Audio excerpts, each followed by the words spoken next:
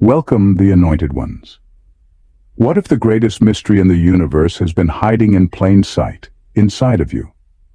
Chosen ones, lean in, because what I'm about to tell you isn't just another inspirational pep talk. It's a revelation that bends reality itself. For centuries, humanity has searched the skies, dug through ancient scrolls, and built temples trying to decode divine secrets. But here's the twist. God never locked the truth in some faraway galaxy or in the dusty pages of forgotten libraries. The real secret has always been closer than your next breath, and now God can't keep it hidden from you any longer. Let's pause for a fact that might make you blink twice. Scientists say the human brain contains enough storage capacity to hold the entire internet. Imagine that. Your mind is literally wired like a living universe. If creation itself is written in your design, doesn't it make sense that certain truths were coded into you before you even knew your name? This isn't just philosophy. This is the cosmic leak that explains why you've always felt different, why you've carried questions too heavy for ordinary answers, and why your very existence has stirred resistance in rooms you barely spoke in. But don't get too serious. I can see that look on your face. No, God didn't hide the secret under your bed with the missing socks. He wove it inside your spirit, waiting for this moment when you'd finally be ready to handle the weight of it. So buckle up, chosen ones. This is not about what you were told to believe. It's about what you were born already knowing. And tonight, we're tearing the seal off that truth. Number one, you are not learning, you are remembering. You are not learning new things the way a student learns facts from a textbook. What's happening is closer to remembering, like a locked door finally swinging open, and the furniture inside aligning itself with who you already are. For years you felt the tug of ideas that arrive whole, instincts that land with the authority of truth, and a sense of knowing that outpaces any explanation you can give. That isn't coincidence or luck. It's the past, ancestral, soul-deep and timeless, reintegrating with your present self. You've been carrying a library of truths in a language you couldn't read until the moment arrived when the code would finally translate. Your life surprises aren't new downloads, they're ancient files being restored. This remembering changes the way failure, doubt, and confusion behave around you. What once felt like defeat now appears as a marker on a map you've secretly known how to read. The impulse that sent you down an uncomfortable path was never random. It was a prod from a memory that wanted to be complete. That's why decisions that look reckless from the outside feel oddly inevitable on the inside. You act not from ambition alone, but from recall, an internal reset that says, I've been here before, and this is the lesson I came back to finish. Because remembering is different from learning. Your progress won't follow ordinary curves. There will be sudden accelerations where a single insight rearranges years of pain. There will be seasons where you feel like a quiet thumbnail of your full self, only to shift and reveal a sudden breadth that surprises even you. The key is to respect those flashes of recognition instead of explaining them away. They are not delusions. They are the soul's recovery in motion. What the world calls awakening is really reconciliation, the reunion of what you were born to be with what you were taught to forget. This reality strips away the need for constant external validation. The more you let memory lead, the less you need permission from experts, institutions, or applause. You begin to trust the inner archives and live according to a script that predates trends, critics, and popular opinion. That trust carries a quiet authority.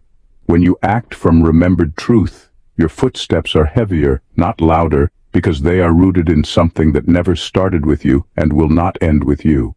Number two, the universe was rigged in your favor before you arrived. The truth is, nothing about your journey has been left to chance. Before you took your first breath, the ground beneath you was already set up to tilt in your favor. That doesn't mean it would feel easy or look glamorous. It means that even the storms, betrayals, and failures were wired into a larger framework that would push you toward your purpose.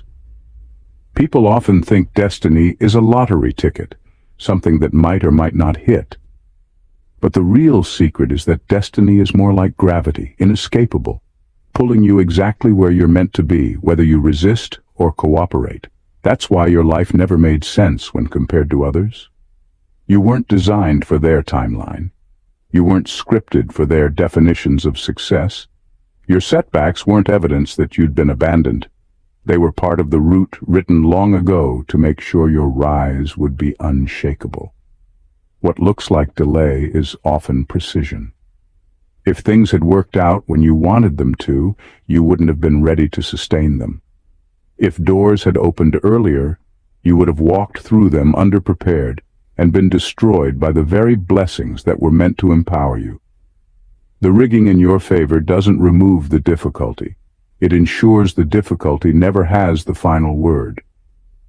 Think about the way betrayals hardened you, or how rejection forced you to see yourself without borrowed approval. Those weren't accidents. They were assignments.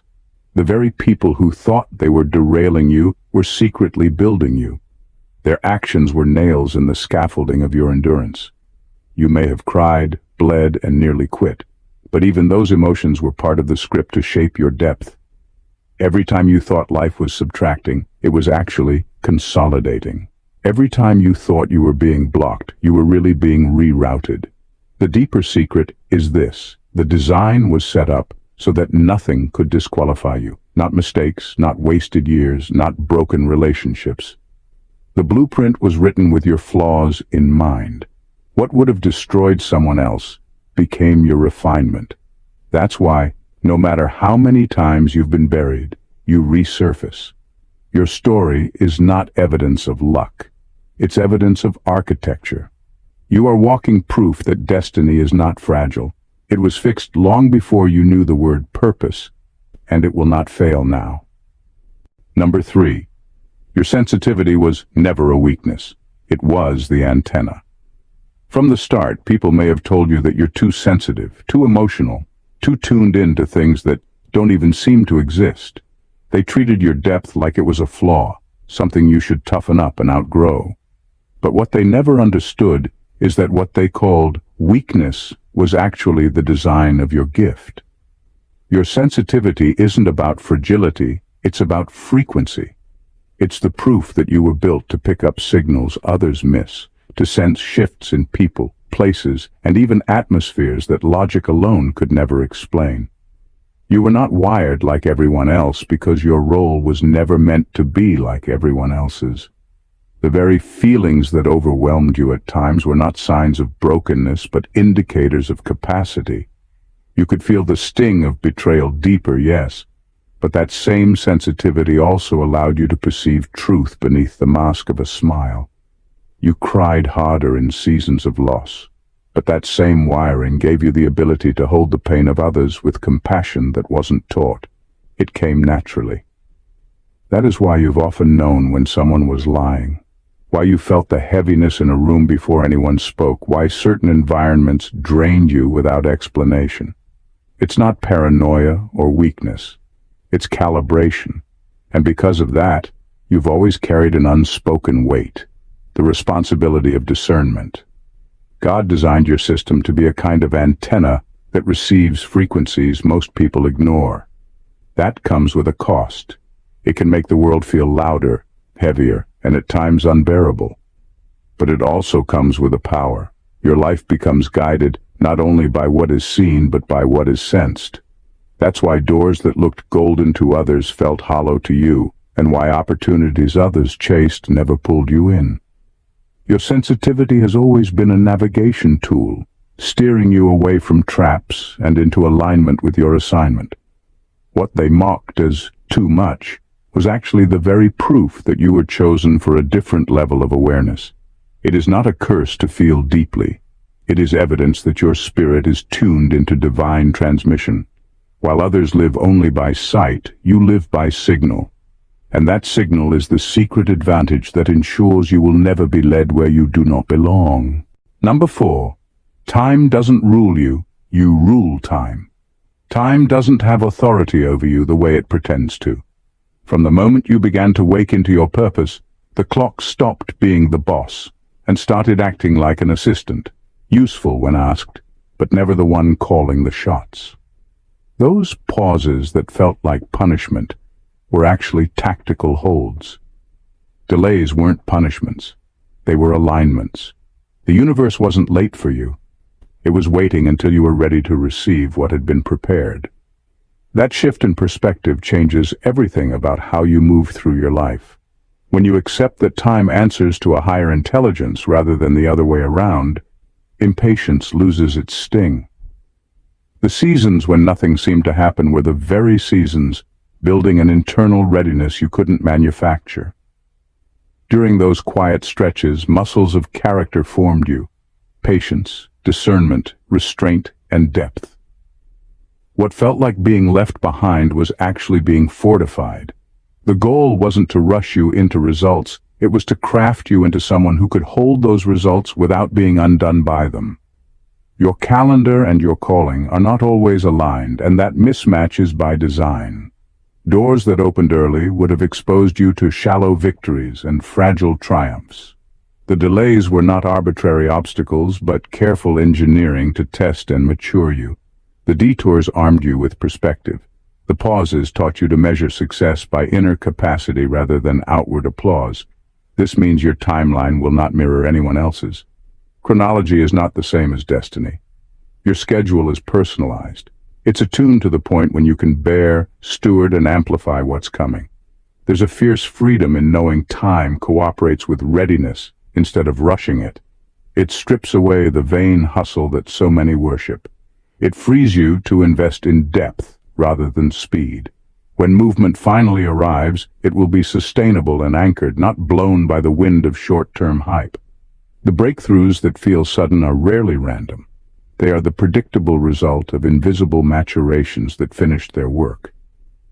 This does not excuse laziness or passivity. It demands active preparation, quiet work, honest correction, daily integrity. Those actions are the currency that unlocks accelerated seasons. When the moment aligns with your readiness, momentum will do the rest. Time will no longer be your taskmaster. It will be the tool that executes a plan already perfected. Number 5. Your pain was a camouflage for power. Pain has a way of convincing you that you're broken beyond repair, that your story is nothing more than wounds stacked on top of each other. But what if the very weight of that agony was not meant to crush you, but to cloak you? What if the heaviness that nearly silenced you was the very shield that preserved you? Your suffering wasn't just something you endured, it was the camouflage that kept your real strength hidden until the right moment. The disguise worked so well that even you couldn't see the treasure you were carrying. There's a reason your enemies underestimated you. They only saw the cracks, the struggles, the tears, the confusion. They never saw the resilience growing underneath, because God didn't allow it to be revealed too soon. Had your power been obvious from the start, predators would have swarmed you, systems would have tried to exploit you, and those closest to you would have bent their envy into weapons. Pain became the perfect cover story. You looked fragile while you were secretly becoming indestructible. The moments when you thought you were being buried were actually the moments you were being hidden for protection. What felt like suffocation was really insulation. It prevented you from stepping into rooms before you were fully forged. It shielded you from hands that would have tried to claim what didn't belong to them. Agony made you invisible to those who wanted to drain you, while at the same time it was sharpening your inner edge. That's why when you finally step forward, people will be shocked. They will say they never saw it coming, and they'll be right. They couldn't see it because they weren't supposed to. The depth of your strength, the brilliance of your clarity, and the authority of your spirit were cultivated in silence under layers of suffering that only you and God understood. The very thing you despised most about your journey, the endless weight of pain, was the tool that preserved the treasure you carry. The camouflage is coming off now. The suffering has done its work. What's about to emerge is not someone limping from wounds, but someone armored in resilience, carrying a power no enemy can preempt, no predator can touch, and no counterfeit can duplicate. Your pain wasn't a sentence, it was a strategy. Number 6. You don't belong to a religion. You belong to eternity. You weren't born into a checklist of do's and don'ts or a file of doctrines someone else wrote. You were born into a continuing conversation with the source of everything. Religion packages truth into routines, rules, and roles so that communities can hold together. But eternity doesn't fit inside any form. The secret that's waking in you is simple and brutal. Your life is not meant to be proof that a system works. Your life is proof that God keeps speaking, beyond buildings, books, and badges. That changes everything about how you move, who you trust, and what obedience actually looks like. Belonging to eternity frees you from the smallness of comparisons. You stop measuring your faith by how well you match someone else's schedule of service, how loudly you perform rituals, or how perfectly you can repeat a creed. Instead, your measure becomes alignment. Are you answering the voice that nudges you toward justice, mercy, creativity, and courage? That voice doesn't always arrive with a sermon. It arrives as insistence, as urgency, as a refusal to let you settle for half-truths. The ancient maps drawn by institutions are useful, but they are not the territory. You are the living map that keeps finding new routes. This freedom doesn't excuse confusion or chaos. It demands responsibility. When you stop living under someone else's definition of faith, you must learn to read the real signs, integrity, fruit, and how your life affects others. Eternity calls for maturity, not rebellion for its own sake. It asks you to carry truth with tenderness and to hold systems accountable without throwing the baby out with the bathwater. You honor history, but you refuse to idolize methods that crush human dignity or silence honest questions. You also see why scriptures and institutions existed. They preserved truth when memory failed. They created languages for experience that couldn't be explained otherwise. But being a living scripture means your life adds to that archive. It doesn't merely quote from it. You are permitted to reinterpret, to translate, to act where stale traditions have calcified into cruelty. That is not disrespect, it's stewardship. Ultimately, belonging to eternity means your loyalty is first to the voice that refuses to be contained. It means you'll sometimes conflict with systems that prefer the comfortable over the courageous. It also means your story will outlast any institution that tried to define you. You are a continuing revelation. You are evidence that God's language adapts, expands, and invades new forms. That truth liberates you from narrow boxes and arms you to reshape the world with a faith that never went out of date. Number 7. Your enemies were forced into their roles. They were not random antagonists. Their cruelty was a necessary ingredient in your refinement. People who hurt, betray, or underestimate you did not arrive as accidents of character. They arrived as sculptors, though they carried no intention of blessing. Their choices became the pressure that revealed hidden steel inside you. Every slight, every calculated cut, and every cold dismissal forced you to negotiate reality without armor. And in that rawness, your resilience was hammered into place. What looked like sabotage was actually forging work. Setbacks sharpened your strategy, betrayal taught you how to protect what matters, and rejection removed the shallow applause that would have lured you off course. There is a fierce economy to suffering when viewed this way. Pain extracted from others was converted into value for you. They tried to take from you what they could not create themselves: integrity, vision, dignity, and in trying they only clarified those qualities inside you. Their malice concentrated your attention. It revealed who would stand, who would fall away, and which parts of you were negotiable and which parts were sacred. The hard lessons learned on the receiving end of cruelty are not wasted.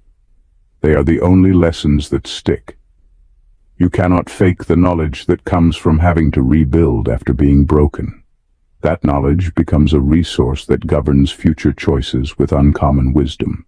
Their roles also served as a test of authority. By forcing you into situations where power was abused, they inadvertently taught you how to wield power responsibly. You watched how influence was misused and vowed, without sermonizing, to do it differently. The experience educated your moral imagination. You learned restraint by seeing the damage unchecked ambition can cause, and you learned courage by shouldering burdens others abandoned. In that sense, their participation in your story was a brutal form of mentorship. They taught through negative example, and you graduated with discernment. When the moment arrives to move forward, the testimony of what you endured will be loud in its modesty. You will carry no entitlement, only earned authority. Your victories will have a texture others cannot mimic, because they were forged under conditions most would have fled. What once felt like a line in the list of your wounds will read instead as a catalogue of qualifications. The very hands that attempted to break you supplied the materials for your strength. Their cruelty did not defeat you, it furnished you. Number 8. You've been talking to God without knowing it. You have been carrying a line open to the divine longer than you know, and most of the time you mistook the signal for your own random thoughts. That sudden certainty that lands like a fact, the gut pull that steers you away from a toxic conversation, the idea that appears fully formed in the middle of ordinary chores. Those are not accidents of imagination. They are a running conversation, an unbranded transmission tailored to the shape of your life. The voice you labeled as intuition or dismissed as overthinking has been delivering directions calibrated to your exact needs, timing, and capacity. This kind of dialogue does not come with fanfare. It arrives as practicality and clarity, as an insistence that you pay attention to smaller urgencies that ultimately change the trajectory of your life. Sometimes it speaks as sudden peace in chaos, other times as urgent unrest that won't let you settle until you act. Over time, these nudges collect into a map of reliable guidance. When you begin to trust them, decisions become less noisy and more precise because you are no longer sourcing everything from the world's loud commentary. You are aligning with a quieter intelligence that sees farther and cares about your long-term formation. The danger comes from mistaking these conversations for anxiety, vanity, or coincidence. When that happens, you either ignore something critical or you claim credit for a breakthrough that was never purely yours. Both eras distort your path and stall the refinement that comes when you cooperate with a voice larger than your ego. Learning to recognize the cadence of divine direction means differentiating between fear's repetitive loops and a directive that compels movement. The difference is felt more than argued. One is sticky and draining, the other is light and forward-moving even when it asks for sacrifice. As this awareness grows, your relationship with responsibility changes. Guidance stopped feeling like a demand and became an invitation to participate in a work larger than your personal ambition.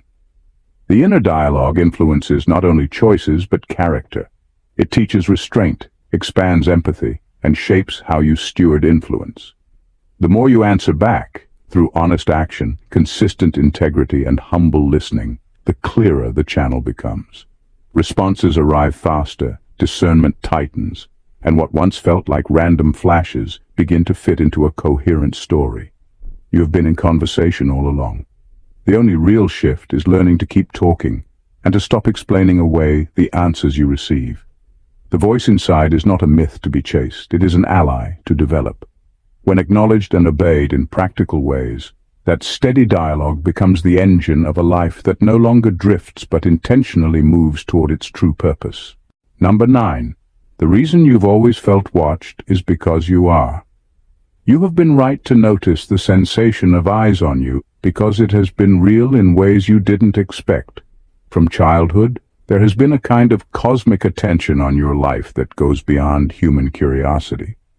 That attention carries two faces, one that guards, corrects, and guides, and another that prowls, tests, and pushes back.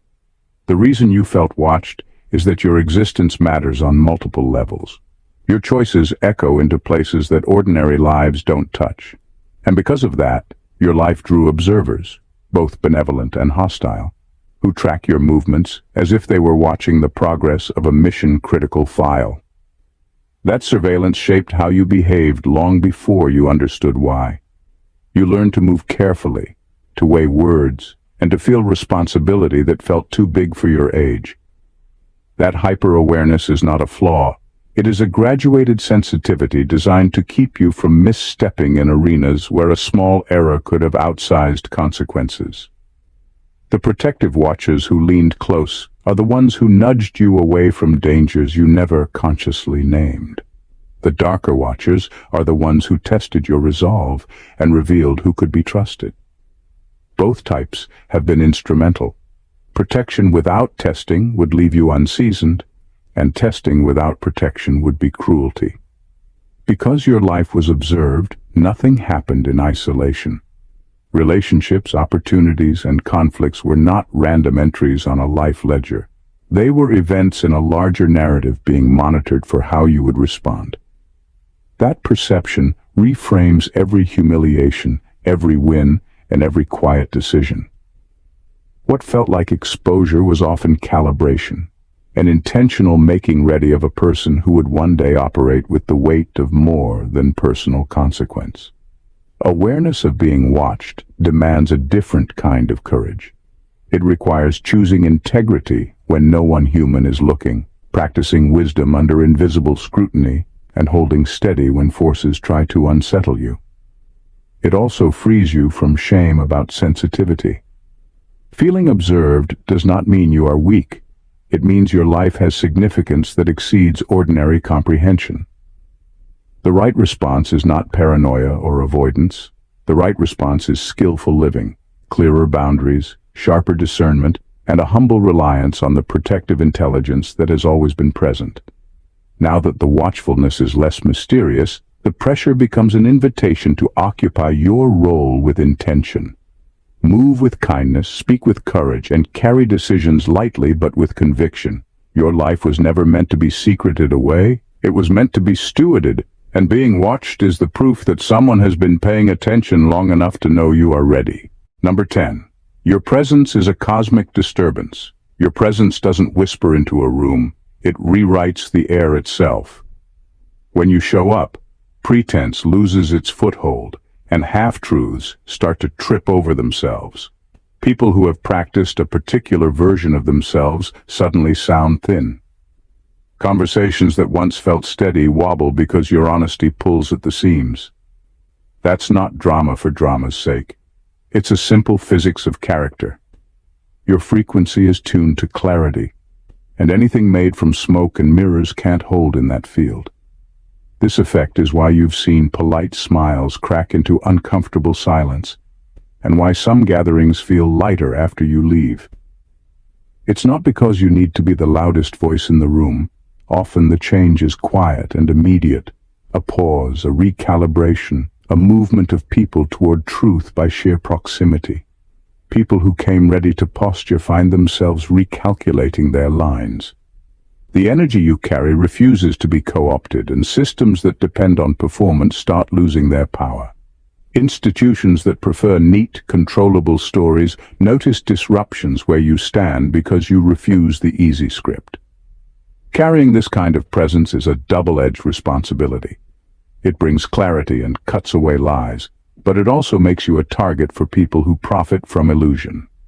Some will call you trouble, or unstable, or worse, because your authenticity exposes how much they are invested in pretending.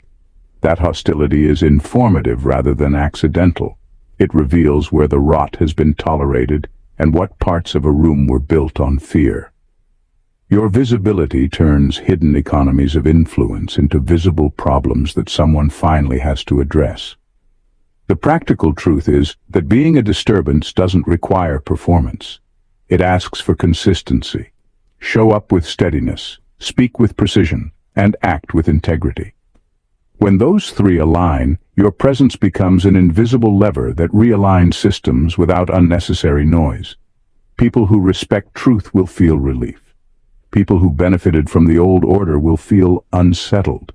Both reactions are natural, and both are signs that something important is shifting.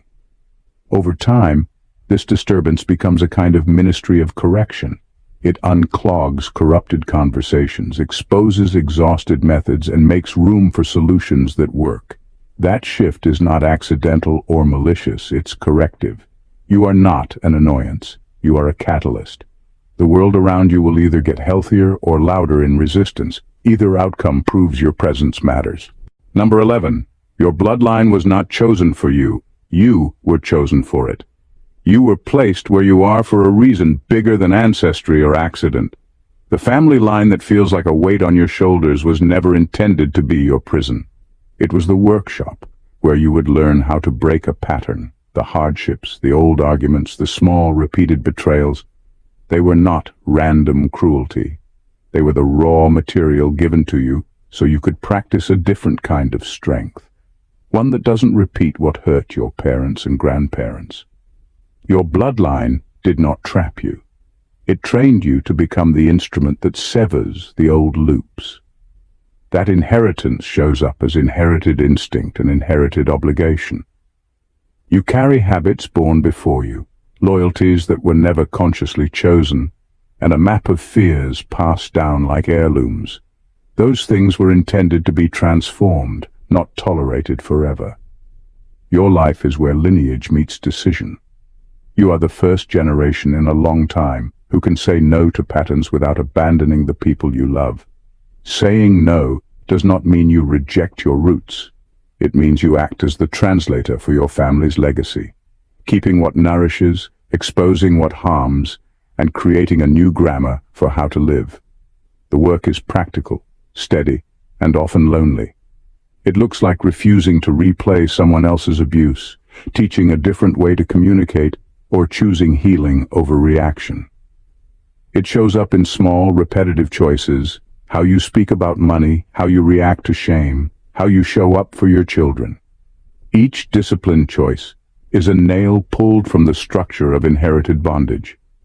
Over time, those small changes accumulate until the house of the past no longer stands the same way. You don't need a dramatic blessing to break a chain. You need consistent repatterning, day after day, until the neural pathways of the family shift. Breaking a lineage is not an attack on memory or culture. It's an act of mercy toward future people who will inherit the world you leave. By choosing a different response where your ancestors chose survival strategies, you become the conduit for redemption. Their unanswered prayers find an echo in your refusal to normalize the damage. What looked like damage becomes the syllabus for your mastery. You learn discipline, emotional literacy, restraint, and the courage to create new rituals that honor instead of harm.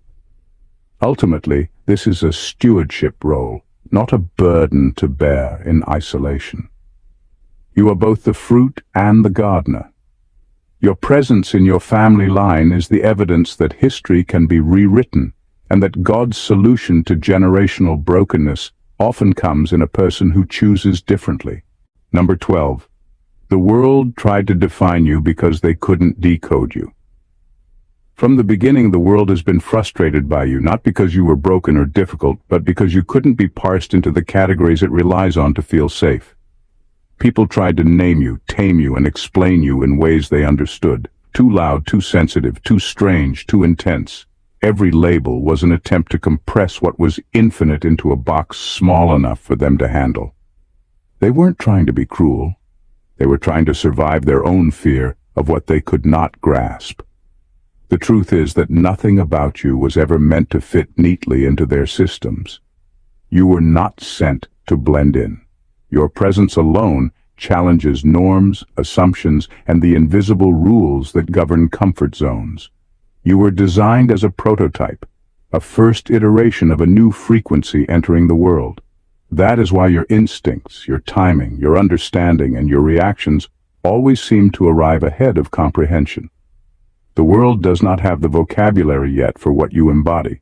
It mistakes innovation for rebellion, vision for defiance, and authenticity for chaos. In reality, you are simply the evolution of what humanity will one day recognize, long after it is caught up. Being undecodable comes with its own form of protection. People who tried to define you were forced to overreach, exposing their misunderstanding. Their judgments and critiques became noise rather than barriers. The discomfort they projected onto you was the signal that you were operating outside ordinary parameters. Every moment of rejection, confusion, or alienation was also a confirmation that you were doing exactly what you were meant to do. Your life was never intended to be ordinary, because ordinary cannot contain the energy you carry. The secret of being the prototype is that your existence is proof that reality can expand. Systems, relationships, and even communities are tested and reshaped when you step into your role unapologetically. Labels dissolve when confronted with truth, and perception adjusts slowly to a new model. That is the invisible work you do, showing what is possible, bending understanding, and opening doors that others cannot even see. The world may try to define you, but it can never capture the totality of what you were created to be. You are the signal in the static, the first glimpse of a version of humanity that refuses to be contained. Number 13. Your dreams are not fiction. They're leaks. The visions and dreams you've carried were never random entertainment for your mind.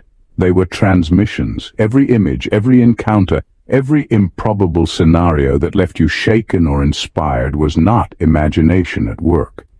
It was a signal from something beyond your current reality. God allowed these leaks from eternity to slip into your consciousness because your soul needed to see what ordinary life cannot reveal. The world you wake up in is only one layer of existence. Your dreams were glimpses into the others, reminders that time, consequence, and power operate on levels you haven't fully measured yet. These leaks are deliberate. They are like classified files landing in a system not built to fully interpret them. That's why so many of your visions felt confusing, overwhelming, or even impossible. Your brain is trying to translate multidimensional reality into words and images your senses can handle, and inevitably something is lost in translation. But even the fragments carry meaning. They are the instruction manual, the warning, and the encouragement all at once. They show you possibilities that will eventually intersect with your waking life, often in ways that feel miraculous, unavoidable, or both. The weight of these dreams can feel isolating. You may have told no one, dismissed the experiences, or doubted yourself because what you saw seemed too far outside ordinary comprehension. That skepticism is part of the design. God doesn't hand the edges of eternity to everyone. It is filtered through the vessel of someone who can carry the responsibility of knowing more than the average person. You weren't meant to sleep through these messages as if they were entertainment. You were meant to pay attention, to decode what your consciousness could handle, and to integrate it into the fabric of your choices. Understanding your dreams this way changes your relationship with life. What once seemed like random chaos, the sudden insights, the unexplainable encounters, the improbable connections, suddenly starts to fit into a larger pattern. You are not imagining the impossible. You are perceiving the untouchable, the unseen, and the eternal. Your sleep is not a break from reality. It is a meeting place between what is and what will be. Those leaks are the early drafts of destiny, showing you the story you were always meant to read long before the world could write it down. Number 14. The greatest secret is that you are the secret. The most profound truth you've been edging toward your whole life is terrifying in its simplicity. You are the secret. The mysteries you've chased in books, in people, in faraway places were never outside of you. They were always inside, encrypted within the contours of your being. God's careful concealment was not about hiding knowledge from the world. It was about ensuring the vessel carrying it could withstand the revelation. You are the living cipher, the divine code written into flesh and spirit, a prophecy unfolding quietly, invisibly, until now.